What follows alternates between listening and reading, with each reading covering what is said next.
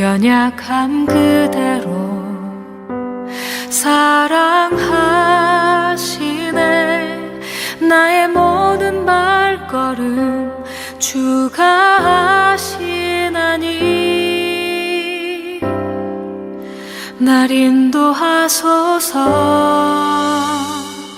내 모습 이대로 사랑하시네. 연약함 그대로 사랑하시네.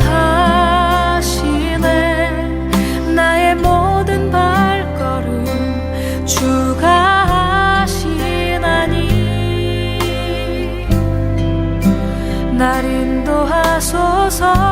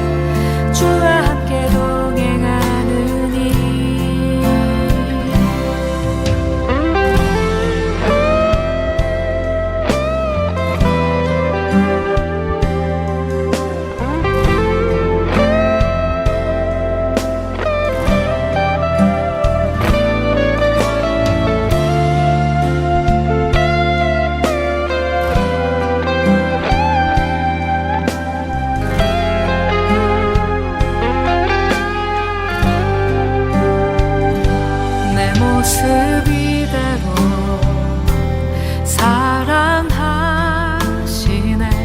연약함 그대로 사랑하시네. 나의 모든 발걸음 주가 하시나니 날 인도하소서.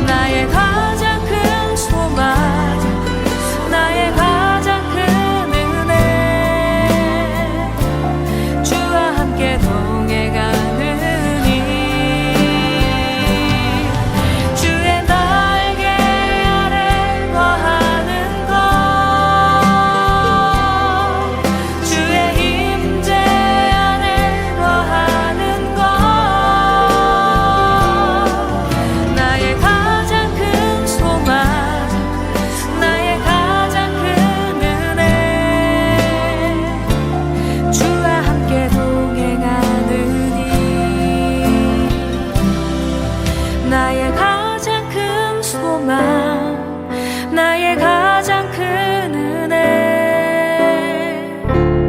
주와 함께 동행하느니.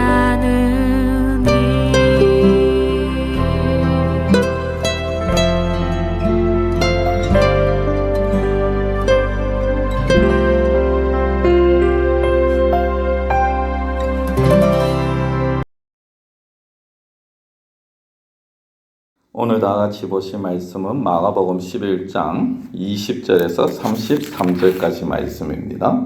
마가복음 11장 20절에서 33절. 그들이 아침에 지나갈 때 무화과 나무가 뿌리째 마른 것을 보고 베드로가 생각이 나서 여짜오되 랍비여 보소서, 저수하신 무화과 나무가 말랐나이다. 예수께서 그들에게 대답하여 이르시되 하나님을 믿으라. 내가 진실로 너희에게 이르노니 누구든지 이 산더러 들리어 바다에 던져지라 하며 그 말하는 것이 이루어질 줄 믿고 마음에 의심하지 아니하면 그대로 되리라. 그러므로 내가 너희에게 말하노니 무엇이든지 기도하고 구하는 것은 받은 줄로 믿으라. 그리하면 너희에게 그대로 되리라. 서서 기도할 때 아무에게나 혐의가 있거든 용서하라. 그리하여야 하늘에 계신 너희 아버지께서도 너희 허물을 사하여 주시리라 하시니라.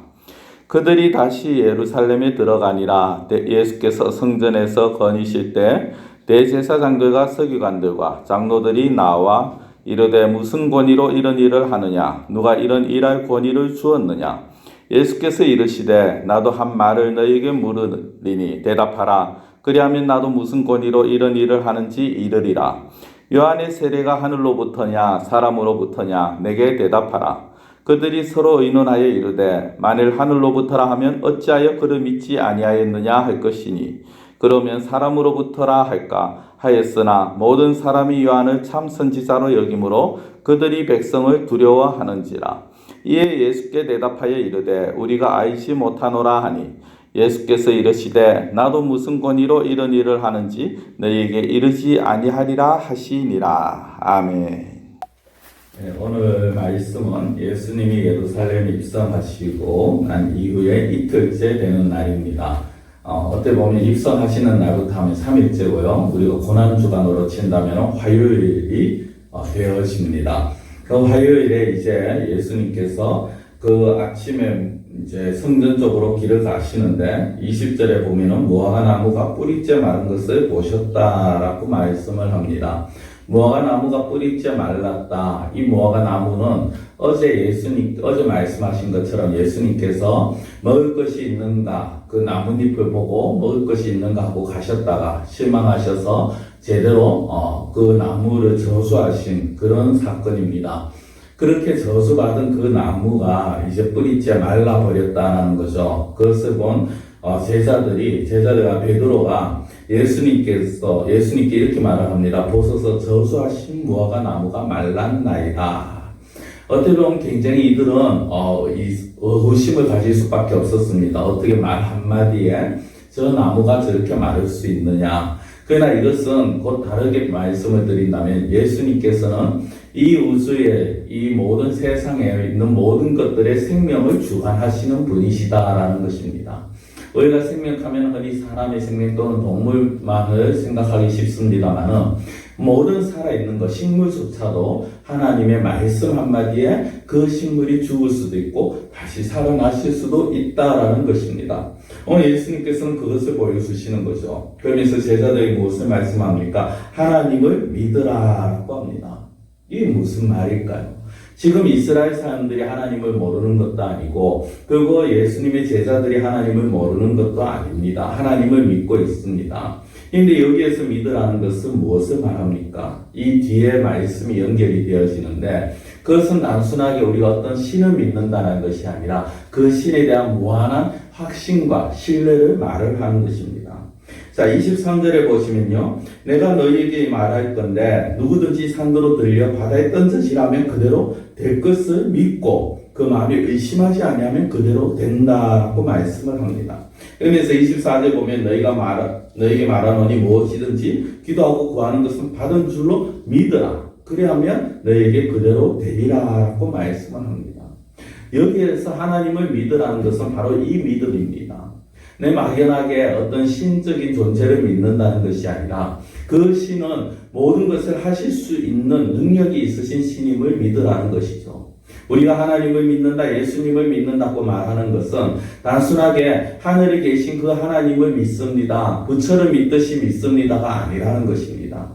나의 모든 것을 주관하시는 하나님이시며 이 세상의 모든 것을 다스리시고 이 세상의 모든 것이 그분의 손 안에 있음을 믿는 그 믿음입니다. 더 나아가서 내가 할 수 없는 일이지만은 그러나 하나님께서는 반드시 하실 수 있다라는 것, 그 사실을 믿는 믿음이 중요하다라는 것입니다. 많은 사람들이 무엇을 합니까? 기도하면서 왜 마음에 의심을 할까요? 기도하면서 내가 기도하지만이라는 말을 왜 할까요? 기도하면서 왜 사람들이 자기 힘으로 무엇인가 해보려고 할까요? 하나님에 대한 확신이 없는 것입니다. 하나님이라는 존재는 믿지만 그 하나님이 내 기도를 들어주시고 내 문제를 해결해 주실 것이라는 확신이 없었다는 것입니다. 베드로와 제자들 역시 그것이 아직 부족했는 것입니다. 어떻게 예수님의 말씀이 예수님께서 하셨지만 설마 그렇다고 해서 그 말씀 한마디에 이 나무가 죽을까라는 그런 생각을 했는 것 같습니다. 그래서 예수님께서 하나님을 믿으라고 하셨죠. 참 보면 답답합니다.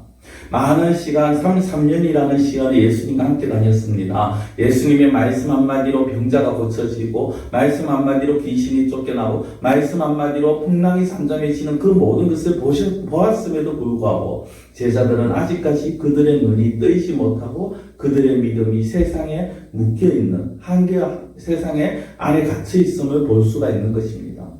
저와 여러분들의 믿음이 중요합니다. 우리의 믿음은 어떤 믿음이어야 됩니까? 그냥 단순하게 믿습니다로 끝나는 것입니까? 정말 하나님의 해결해 주시리라는 믿음, 하나님은 모든 것을 하실 수 있다라는 믿음, 하나님 안에 능치 못함이 없다라는 그 믿음을 우리가 가지고 있어야 되는 것입니다. 믿는 자에게 능치 못함이 없다라는 그 말씀 우리는 허투루 들어서는 되지 않을 것입니다. 물론 그 믿음 안에서 하나님이 하시는 일도 하나님의 뜻 안에서 이루어지겠죠. 그러나 중요한 것은 하나님께서 하시고자 하실지언정 우리가 확신이 없다면, 믿음이 없다면 하나님의 그 일을 우리는 볼 수가 없다라는 것입니다. 그래서 그렇게 말씀하시는 가운데 예수님께서 성전에 다시금 들어가십니다. 이번에는 그곳에 대제사장들과 서기관들과 장로들이 있었습니다. 그들이 나와서 예수님께 당신이 무슨 일로 이런 일을 하느냐, 무슨 권위냐, 누가 너에게 이런 일할 수 있는 지위와 힘을 주었느냐라고 묻습니다. 이것이 무슨 말이냐면 바로 예수님께서 성전에 들어가셔서 하루 전날이죠. 성전에 들어가셔서 그 성전에서 장사하는 자들, 돈 바꾸는 자들 내치시고 그 상을 둘러엎으신 것을 말을 하는 것입니다. 그들은 제사장들과 그리고 서기관들, 장로들에게 이미 허락을 받았고 어떻게 보면은 오늘날로 말하면 글쎄 모르겠습니다. 오늘날로 말하면 권리금이나 이런 것도 아마 오고 갔을지 모르겠습니다. 어쨌든 그들은 그 안에서 대제사장들에게, 장로들에게 허락을 받고 하는 일이었습니다. 근데 그것을 하지 못하도록 막고 그들을 내쳤으니 도대체 너는 우리가 허락하지 않았는데 너는 어디에서 누구에게 이런 권리를 얻었느냐, 어디에서 누구에게 이런 힘을 얻고 이 일을 행하느냐 하는 것입니다. 그래서 예수님께서 세례 요한을 빗대어서 역질문을 하시죠. 내가 지금 도려 물어보겠다. 세례 요한이 하늘로부터 왔느냐, 요한의 세례가 하늘로부터 왔느냐, 아니면 사람에게서냐라는 것입니다. 이 제사장들이 머뭇거릴 수밖에 없습니다. 그들은 세례 요한의 그 세례를 못마땅하게 생각했습니다. 세례 요한 자체를 거부했습니다. 왜 그렇습니까? 세례 요한의 가르침은 회개였습니다. 회개하고 하나님 앞에 돌아오라는 것이죠. 바리새인들과 서기관들에게 독사의 자식이라고 말하는 존재였습니다. 그들로 하여금 너희들이 행하는 그 일 때문에 너희가 지옥에 갈 것이라고 말한 자들이 바로 세례 요한입니다. 그니 어찌 좋은 감정을 가지고 있겠습니까? 그럼에도 불구하고 그 세례 요한의 대제사장과 서기관들 함부로 하지 못했는 것은 오늘 여기 32절에 있는 말씀처럼 모든 사람이 요한을 참 선지자로 여겼기 때문인 것입니다. 요한을 정말 진정한 선지자로 여기고 요한의 말을 하나님의 말씀으로 들었기 때문이라는 거죠. 그래서 그들이 자기들을 대적할까봐, 그 백성들이 자기들을 대적할까봐 함부로 하지 못하는 것입니다. 32절 끝에 보면 그들이 백성을 두려워하는지라 라고 말하죠. 얼마나 어리석은지요. 성도 여러분, 이 대제사장, 서기관, 장로, 종교적인 지도자들 아닙니까? 이 종교적인 지도자들이 교회 안에서 목회자와 중직자들인데 이런 자들이 백성을 두려워했다라는 것입니다. 어찌 보면 이 당시에 좀 깨어있고 정말 하나님을 두려워한다면 당당하게 말할 수 있어야겠죠. 세례 요한의 그 세례는 하늘로부터 온 것이다 라고 말할 수 있어야 합니다. 근데 이들은 그것을 깨닫지 못할 뿐더러 더 나아가서 누구를 두려워합니까? 백성을 두려워했다. 하나님을 두려워한 것이 아니라 백성을 두려워했다라는 것입니다. 성도 여러분, 우리는 누구를 두려워해야 될까요? 이 세상의 지도자들? 아니면은 내 옆에 있는 다른 어떤 사람들? 아닙니다. 우리가 진정 두려워해야 할 대상은 바로 하나님입니다. 하나님이 무엇을 원하시고 어떻게 하는 것이 과연 하나님의 영광을 가리지 않는가를 생각해 보아야 합니다. 이것을 놓친다면 우리는 아무것도 할 수 없고 해봤자 아무 의미가 없는 것입니다. 간단하게 잠깐 말씀을 드리면요. 주일 예배에 대해서 많은 분들이 말을 합니다. 저는 그 분들의 그 생각이 전혀 잘못이다, 누가 옳고 누가 그러다라고 말할 생각은 없습니다. 왜냐하면 각자의 어떤 기준과 각자의 신앙은 다르기 때문입니다. 저는 제가 생각하는 것은 이것입니다. 우리가 예배를 드리는 것이 그것은 잘못이 아닙니다. 그러나 그 예배 드림이 혹여나 그것을 인하여서 혹여나 감추어져 있던 바이러스가 다른 사람들에게는 나타나지 않는 바이러스가 또 다른 사람에게 전파되어서 그래서 확진자가 나오고 이 바이러스가 전염이 될까? 그래서 그것 때문에 하나님의 영광을 가릴까? 저는 그것이 두려운 것입니다. 사랑하는 여러분, 우리가 생각해야 될 것은요. 사람이 아닙니다. 사람이 아닙니다. 하나님을 두려워해야 합니다. 저는 오늘 이 말씀을 정말 우리가 다시 한번 깊이 생각했으면 좋겠습니다. 주일 예배만이 아닙니다. 우리가 매사에 무엇을 하든지 간에 우리는 하나님을 두려워할 수 있어야 합니다. 하나님이 지금 나의 모습을 보고 무엇이라고 생각하시고 하나님이 나의 모습을 보고 어떻게 판단하실까? 우리는 그것을 생각할 수 있어야 한다라는 것입니다. 기도드리겠습니다. 사랑의 하나님 아버지, 오늘 저희들의 말씀을 보면서 정말 믿음이 있는 기도, 하나님을 믿는다고 말하지만 정말 하나님께서 원하시는 믿음이 무엇인가를 다시 한번 생각해 봅니다. 하나님께서 원하시는 믿음은 막연하게 어떤 신적인 존재를 믿는다는 것을 넘어서서 하나님의 능력을 믿는 것이요, 하나님의 힘을 믿는 것이요, 하나님께서 모든 것을 행하실 수 있는 전능하신 하나님이심을 믿는 것, 그 믿음이 저희들에게도 있어야 됨을 저희들이 고백합니다. 하나님, 저희들의 믿음 없음을 불쌍히 여기시옵시고 더욱더 큰 믿음, 굳건한 믿음을 가지고 담대하게 하나님의 나라를 위해서 살아갈 수 있는 저희들 되게 하여 주시옵소서. 특별히 하나님 원하옵고 바라옵기는 예수님 당시의 대제사장들과 서기관 장로들은 백성들을 두려워하여서 어찌해야 할 줄을 모르고 옳은 말을 하지 못하는 이 모습들을 봅니다. 하나님 아버지, 우리가 이런 자들이 되지 않게 하여 주시옵소서. 우리가 두려워해야 할 자는 바로 세상이 아니라 이 세상에 속한 권력이 아니라 하나님을 두려워해야 되는 줄 알게 하옵시고 하나님의 눈을 살피게 하여 주시옵시고 하나님의 마음을 헤아리게 하여 주시옵시고 하나님께서 원하시는 일을 감당할 수 있는 저희들이 되게 하여 주시옵소서. 간절히 원하고 예수님의 이름으로 기도드리옵나이다. 아멘.